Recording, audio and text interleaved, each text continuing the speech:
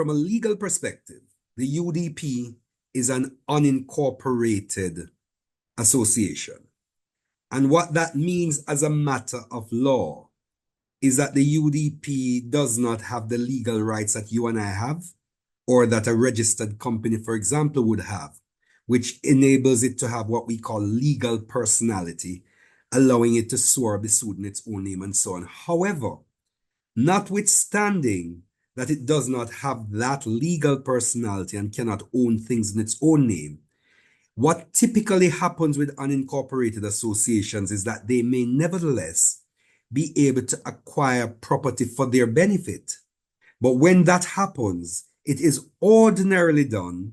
in the name of an office holder in a representative capacity, not with the office holder attaining any personal right,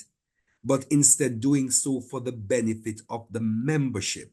of the association. Now, in this instance, as I understand it, there was a transfer that was done of those premises to the UDP as a body, and I have actually seen a copy of the relevant document from your registrar of titles, the registry of titles, which suggests that those properties are properly owned, at least on the register, so far as the register is concerned, by the UDP. Whether the UDP could have properly owned it or not is immaterial for purposes of what I'm about to say, because what you cannot do is go behind what is recorded on a public document without a process being engaged to change that.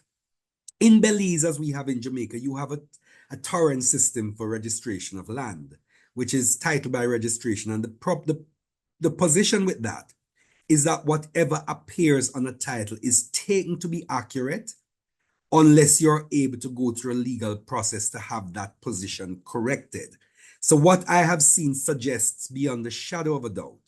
that the legitimate owner of the property is the UDP. As to whether there are legal issues with that or not is a different question, but it is not for any individual